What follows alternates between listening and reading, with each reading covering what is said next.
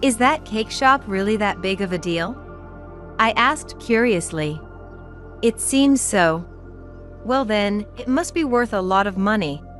Megan, my mother-in-law, replied with a nasty grin spreading across her face. My husband Brian chuckled in agreement. We've got Dad's will, so now we can live it up in luxury. But doesn't Nicole have a will too? Megan questioned, raising an eyebrow. Brian scoffed, holding up a white envelope. What, this thing about leaving the cake shop to her? It's nothing, we can just toss it out of the envelope. He proceeded to rip the envelope to shreds and discard it carelessly. At that moment, something inside me snapped. I had never been legally adopted by my father-in-law, Joseph. Therefore, I had no rightful claim to his inheritance. If Megan and Brian took all of Joseph's assets for themselves, I probably would have accepted it without complaint. However, I could not tolerate them blatantly disregarding Joseph's final wishes. And on top of that, all they cared about was the money. If money was so important to them, then they should just keep treasuring it until the very end. When that money eventually ran out, maybe then they would finally realize the magnitude of what they had lost. I quietly turned my back on the two of them in the living room. My name is Nicole. This year marks my 40th birthday, a milestone age. And in my life, I find myself standing at a major crossroads. The truth is, I'm currently agonizing over whether or not to get a divorce. Brian and I got married over a decade ago. We don't have any children, but I wouldn't say our relationship is bad. However, if you asked me if I still love Brian, I'd honestly have a hard time answering. Brian doesn't cheat on me, and he's diligent in his work. It's just that he's hopelessly irresponsible when it comes to money. And whenever he's in a bind, he goes running to Joseph for help. I wish he'd stop relying on his parents like a child and act more like a grown adult. Whenever I try to scold Brian about this, Megan always jumps to his defense. Don't you dare lecture him in that high and mighty tone? She snaps at me condescendingly. I wonder what Brian will do once Joseph is gone. Watching Joseph lying in his hospital bed, I let out a quiet sigh. But arguing with Brian about money is nothing new. To be honest, I had sensed a difference in our attitudes towards money long before, with Brian. In fact, from the very beginning when we first met, I had doubts about the way Brian spent his money. For example, there was this one time before we got married when the two of us went to a shopping mall together. In front of a luxury brand store inside the mall, Brian suddenly stopped in his tracks. What's wrong? I asked, curious about his sudden halt. Oh, it's just that there's this watch I've been wanting, he replied, pointing to a glass display case at the store's entrance. Inside the case sat an array of high-end watches. $4,000! Isn't that a bit expensive? I exclaimed, my eyes widening at the exorbitant price tag. Brian scoffed, brushing off my concerns. What are you talking about? That's practically a bargain. It was true that when it came to luxury watches, it wasn't uncommon for prices to exceed $10,000. However, at the time, we were both in our mid-20s. Not to mention, we were trying to save money in preparation for our upcoming wedding. I tried to reason with him. Even after we get married, we'll both still be working for a while, right? Once we start living together, we'll have more financial flexibility soon enough. It would be easier to save money compared to when we were living alone. It was better to wait until we had the extra leeway before making such a purchase. That was how I attempted to persuade him. But Brian simply frowned, unconvinced by my argument. I need to buy it now, or else, he insisted stubbornly. Can't you endure just a little bit longer? Please? I pleaded with him. We ended up discussing it in front of the store for about 30 minutes. Finally, Brian reluctantly gave in. Needless to say, I breathed a sigh of relief. I had planned to continue working even after getting married, so I wasn't too worried about running short on living expenses even if we splurged a little.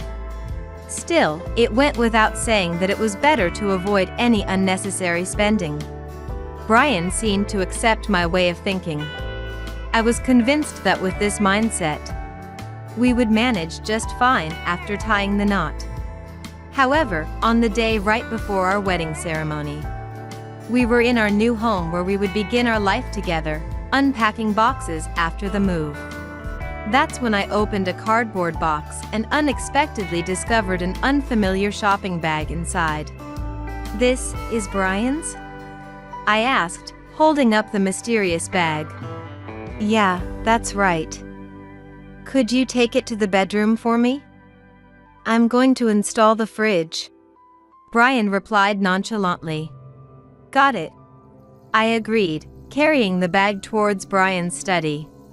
However, as I walked, a strange uneasiness settled in my chest. "Wait, was that a luxury brand?" I muttered to myself, the image from earlier flashing through my mind. The shopping bag had the logo of a famous international brand printed on it. Of course, I wouldn't get angry at Brian for owning luxury items. If anything, since Brian worked in sales at a trading company, I wanted him to maintain a neat appearance. But for some reason, it bothered me this time. So, feeling guilty, I decided to check the contents of the bag. "Ah, this is..." I gasped as I pulled out a high-end wristwatch from inside. It was the same one we had seen at the shopping mall. I immediately confronted Brian about it. Flustered, Brian started making excuses.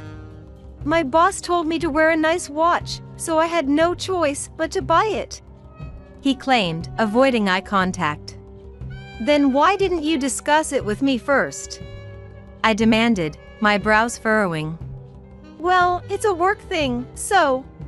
He trailed off weakly. He didn't think it was something he needed to consult me about. He knew it was wrong of him to buy it without telling me. Brian spouted off these flimsy justifications. Naturally, I was furious. But there was no point in complaining about it now. In the end, I simply said, "Next time, talk to me about it first," and left it at that. However, even after that incident, Brian continued to make big purchases without my knowledge. If he kept that up, I should have noticed at some point. But I never did. Because Brian's methods were clever and deceptive. What shocked me the most was discovering that Brian had been receiving an allowance from Joseph. Whenever he ran out of money, he would ask Joseph to spot him some cash. It goes without saying that a grown adult shouldn't be doing that. If I had known, I would have put a stop to it. But I only found out about it much, much later. A year ago, when Joseph was hospitalized for an illness, I learned of it while talking to him on his sickbed. Come to think of it, when Brian heard about Joseph's hospitalization, he seemed quite distraught. "What? Dad's in the hospital!" Brian exclaimed loudly as he spoke on the phone with Megan. "Joseph's been hospitalized?" I asked Brian, and he nodded at me while still talking to Megan. "So, how's his condition?"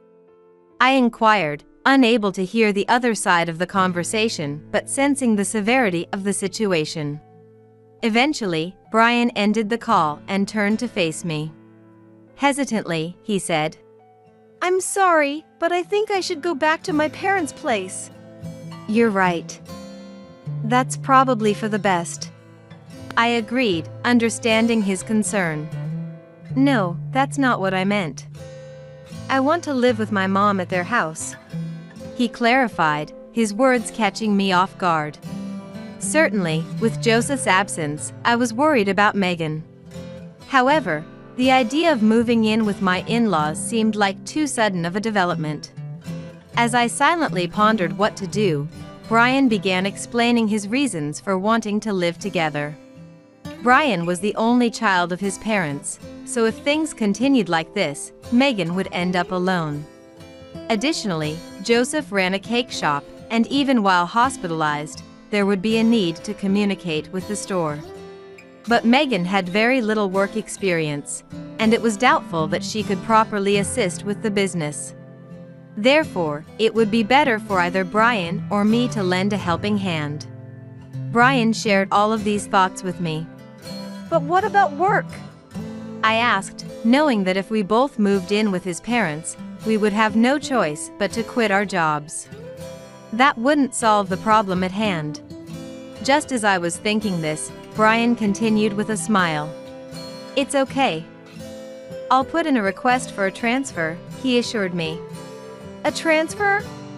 "Yeah, my company has a branch office near my parents' house," he explained. The trading company Brian worked for had several branch offices throughout the country. Apparently, one of them was located close to his parents' home. If he transferred there, he wouldn't have to quit his job. Brian shared this information with me. But it's impossible for me, I pointed out. "Right. Your company is..." He trailed off, realizing the predicament. My company only had the headquarters where I currently worked. His parents' house was too far away for me to commute. That being said, Joseph had always been kind to me from the moment we first met. I wanted to repay his kindness before it was too late, and I regretted not doing so. After much contemplation, I made the decision to quit my job. Brian, on the other hand, submitted a transfer request to his company. Fortunately, his transfer to the branch office near his parents' house was approved. Meanwhile, I left my job and began helping out Joseph. That's when Joseph said something unexpected to me. "Nicole, if you're interested, how about becoming an employee at our company?" What? Me? I asked, taken aback by his offer. "Yeah, it wouldn't be right to have you work without pay. If you become an employee, I can give you a salary," he explained with a warm smile. It was an offer too good to pass up. I immediately accepted his proposal. Subsequently, I was hired as a mid-career employee at Joseph's cake shop. Megan wasn't too thrilled about the idea, but when I told her I would take care of Joseph, she reluctantly nodded in agreement. And so, I embarked on a new beginning at Joseph's cake shop. Once I started working there, I realized it was an even better workplace than I had imagined. There were talented pastry chefs and many kind-hearted individuals. The cake shop is such a wonderful place. "Why didn't you take over the business, Brian?" I asked him shortly after I began working there. Logically, Brian should have been the successor. However, he had chosen to work for a trading company instead. Apparently, he had no intention of inheriting the cake shop. It was something we had discussed before getting married, but actually working there made me wonder why he didn't want to take over the store. "The cake shop isn't cool at all. It doesn't seem to make much money either," Brian remarked nonchalantly. What? Not cool? Not profitable? I couldn't believe what I was hearing. "Yeah, I've been to the store a few times, but there are hardly any customers," he continued, but I couldn't process the rest of his words. In essence, his reasons seemed to be that the shop wasn't stylish enough and didn't appear to be lucrative. I couldn't believe he thought of Joseph's work in such a way. I felt my affection for Brian instantly grow cold. This incident occurred about a year ago. Since then, while discussing work with Joseph, I learned that he had been giving money to Brian. However, Joseph added that it was an old story. When I asked him how long ago it was, Joseph simply laughed. "It hasn't happened in the past few years. He probably wanted to impress you since you had just gotten married," Joseph explained with a knowing smile. It seemed that Brian had told Joseph he bought the luxury items to show off to me. Although the stories didn't quite match up, I didn't say anything to avoid burdening Joseph. Some time later, Joseph's condition took a sudden turn for the worse. Gradually, it became difficult for him to even hold a conversation. Amidst all of this, Joseph made a certain request of me. "So, could I ask you to do that for me?" he inquired, his voice weak but hopeful. "I don't mind at all, but are you sure?" I asked, wanting to confirm his intentions. "Yeah. Recently, I've started to understand a lot of things just by the atmosphere," Joseph replied, chuckling contentedly. That was the last proper conversation I had with Joseph. A few days later, he lost the ability to speak. I told Megan and Brian that I wanted them to come visit Joseph. "What? Visit him? I'm too busy for that." Megan dismissed the idea coldly. I couldn't fathom what she could be so busy with. In any case, Megan refused to visit Joseph.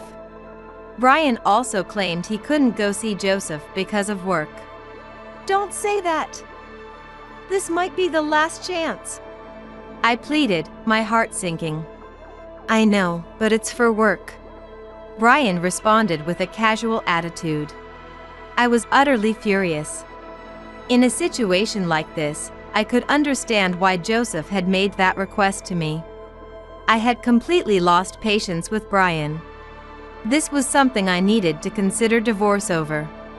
I began contemplating the idea of leaving Brian. Around that time, Joseph passed away. My mind went blank. There were still so many things I wanted to discuss with Joseph. I couldn't let it end like this.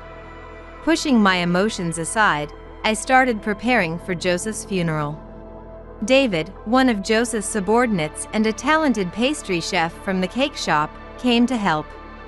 However, for some reason, David and Megan started arguing. "What? Why would you make it so extravagant?"